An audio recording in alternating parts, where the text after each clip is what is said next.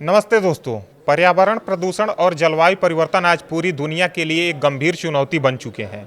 मौसम के बदलते मिजाज ने सबको हैरान कर रखा है। जहां राजस्थान जैसे रेगिस्तानी इलाके में बाढ़ तबाही मचा रही है, वहीं मैदानी इलाकों में सूखे की मार भी देखने को मिल रही है। लेकिन अब जब बात समाधान की आती है तो हरियाणा का सरस्वती नदी मॉडल एक ऐसी मिसाल बनकर उभर रहा है जो न सिर्फ बाढ़ और सूखे से निपट सकता है बल्कि पर्यावरण को बचाने में भी मदद कर सकता है। Haryana Saraswati heritage development board के उपाध्यक्ष धूमन सिंह किरमाच का कहना है कि यह मॉडल हरियाणा, पंजाब और राजस्थान के लिए बाढ़ नियंत्रण का रामबाण इलाज है।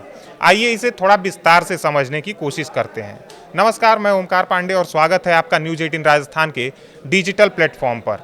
सबसे पहले हम समझते हैं कि सरस्वती नदी मॉडल आखिर है क्या और यह जलवायु परिवर्तन से कैसे जुड़ा है। हमारे वेदों में सरस्वती नदी को माँ की तरह पूजा जाता था। यह हमारी सभ्यता की नींव थी। पुरातत्वविदों ने गुजरात के धोलावीरा और हरियाणा के राखीगढ़ी में खुदाई के दौरान पाया कि हड़प्पा काल के दौरान लोग नदियों के किनारे बड़े बड़े तालाब बनाते थे। ये तालाब बाढ़ के पानी को रोकते थे, जिससे गांव सुरक्षित रहते थे। साथ ही यह पानी जमीन में रिस कर भूजल को भी बढ़ाता था, जो सूखे के समय काम आया करता था। हरियाणा सरकार ने इस प्राचीन बुद्धिमानी को फिर से अपनाया है। मुख्यमंत्री नायब सिंह सैनी के नेतृत्व में सरस्वती नदी के साथ सोम, चोटांग, रांची, तंगड़ी, मारकंडा और छग्गर जैसी नदियां पर तालाब बनाए जा रहे हैं। यह मॉडल जलवायु परिवर्तन के असर को कम करने का एक शानदार तरीका है, क्योंकि यह बाढ़ और सूखे दोनों से निपटता है, जो आज की सबसे बड़ी पर्यावरणीय चुनौतियों में से एक है। क्या आपको नहीं लगता कि हमारे पुरखों का यह ज्ञान आज की जलवायु समस्याओं का जवाब हो सकता है? हरियाणा में यह मॉडल कमाल कर रहा है। यमुनानगर, कुरुक्षेत्र, कैथल, फतेहाबाद और सिरसा जैसे जिलों में 15 से ज़्यादा तालाब बन चुके हैं, जो 1000 एकड़ से ज़्यादा जमीनों पर फैले हुए हैं। ये तालाब बाढ़ के पानी को रोकते हैं, जिससे नदियां उफान नहीं मारती।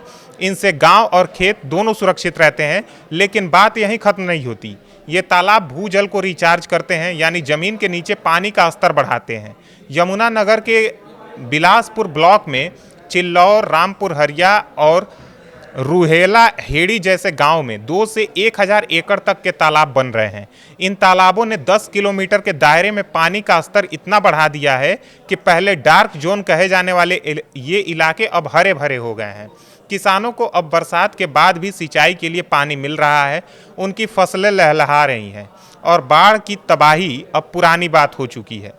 सरस्वती नदी मॉडल पर बात करते हुए एक किसान ने कहा कि पहले हमारे खेत सूखे रहते थे और बाढ़ में डूब जाया करते थे कभी कभी। अब तालाबों ने हमारी जिंदगी भी बदल दी है। सोचिए, अगर राजस्थान जैसे बाढ़ग्रस्त और सूखा प्रभावित इलाकों में भी यह मॉडल अपनाया जाए तो क्या कमाल हो सकता है। अब बात पंजाब और राजस्थान की करते हैं। जलवायु परिवर्तन ने इन राज्यों को भी नहीं बख्शा है। पंजाब में सतलुज और ब्यास नदियां हर साल बाढ़ लाती हैं, जिससे गांव शहर डूब जाते हैं। वहीं राजस्थान में भी बाढ़ के बाद सूखे की मार पड़ती है, जहां पानी की एक एक बूंद कीमती है। धूमन सिंह किरमाच कहते हैं कि सरस्वती मॉडल हमारे पुरखों की देन है। इसे अपनाने से बाढ़ का पानी तालाबों में जमा होगा और सूखे में काम आएगा।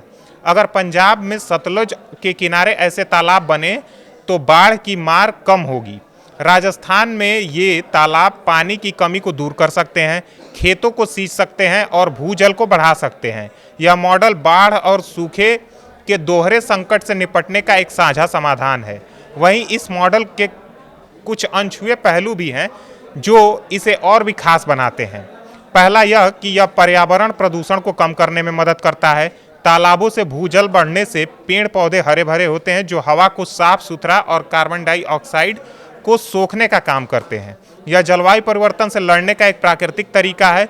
सरस्वती नदी मॉडल से फायदा ही फायदा है। इसका पहला लाभ तो यह है कि स्थानीय लोगों को यह रोजगार दे रहा है। तालाबों की खुदाई और रखरखाव में सैकड़ों लोग काम कर रहे हैं, जिससे गांव की आर्थिक समृद्धि और भी बढ़ रही है। दूसरा ये है कि यह हमारी सांस्कृतिक विरासत को जीवित करता है।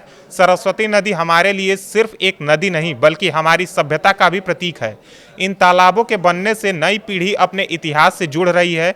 ये मॉडल छोटे किसानों के लिए वरदान है।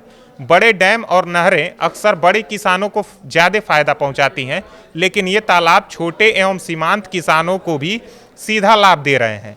इसके अलावा यह मॉडल मछली पालन और पर्यटन को भी बढ़ावा दे सकता है। तालाबों में मछली पालन शुरू हो रहा है और ये खूबसूरत तालाब पर्यटकों को भी आकर्षित कर रहे हैं। क्या आपको नहीं लगता कि यह मॉडल पर्यावरण, अर्थव्यवस्था और संस्कृति की त्रिवेणी का संगम है? यह मॉडल इतना प्रभावी है कि वर्ल्ड बैंक ने भी इसकी सराहना की है। उनके अधिकारी बोहली तालाब का दौरा कर चुके हैं और वो दंग रह गए जब उन्होंने देखा कि कैसे ये तालाब भूजल को बढ़ा रहा है और बाढ़ को कंट्रोल कर रहा है। वर्ल्ड बैंक ने कहा कि हम इस प्रोजेक्ट को पूरा समर्थन करेंगे। हरियाणा का यह छोटा सा प्रयास अब वैश्विक मंच पर छा रहा है। सरकार अब इसे दूसरे नदियों पर भी लागू कर रही है ताकि पूरे राज्य को फायदा हो। लेकिन क्या यह सिर्फ हरियाणा तक सीमित रहना चाहिए? क्या इसे पूरे भारत में, खासकर उन इलाकों में लागू नहीं करना चाहिए जहां पर जलवायु परिवर्तन की मार सबसे ज़्यादा है? हर अच्छी योजना की तरह इस मॉडल के सामने भी कुछ चुनौतियां हैं। पहली चुनौती है जमीन की उपलब्धता। तालाब बनाने के लिए बड़े पैमाने पर जमीन चाहिए और कई बार किसान अपनी जमीन देने को तैयार नहीं होते। दूसरी चुनौती है जागरूकता। कई गांव में लोग अब भी इस मॉडल को लेकर जागरूक नहीं हैं और इस मॉडल के फायदे को नहीं समझ पाए हैं। तीसरी चुनौती इसके रखरखाव को लेकर है।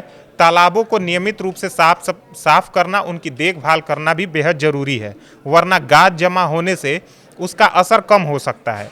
वहीं अगर चौथी चुनौती की बात करें तो फंडिंग एक अहम पहलू के तौर पर सामने आता है। इतने बड़े पैमाने पर तालाब बनाने के लिए पैसों की ज़रूरत है और सरकार को इसके लिए बजट बढ़ाना होगा। लेकिन ये चुनौतियाँ इतनी बड़ी नहीं है कि इस मॉडल को रोका जाए। सरकार, समुदाय और पर्यावरणविदों को मिलकर काम करना होगा। स्कूल में बच्चों को इसकी जानकारी देनी होगी और सोशल मीडिया पर इसके फायदे बताने होंगे। आपकी क्या राय है? क्या हम सबको मिलकर इस मॉडल को देश भर में मशहूर कर सकते हैं? सरस्वती नदी मॉडल सिर्फ एक योजना नहीं बल्कि एक क्रांति है। यह हमें सिखाता है कि प्रकृति और विज्ञान का मेल जलवायु परिवर्तन और पर्यावरण प्रदूषण जैसी चुनौतियों से लड़ सकता है। हमारे पुरखों की बुद्धिमानी को अपनाकर हम बाढ़ को दोस्त बना सकते हैं, सूखे से निपट सकते हैं और खेतों को हरा भरा कर सकते हैं।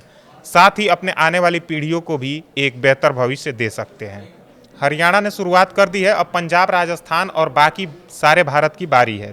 धूमन सिंह किरमाच का कहना है कि इसे अपनाओ और बाढ़ से बचो। तो दोस्तों, क्या आपको क्या लगता है? क्या इस मॉडल को आप अपने भी गांव में देखना चाहेंगे? कमेंट करके ज़रूर बताइए। धन्यवाद।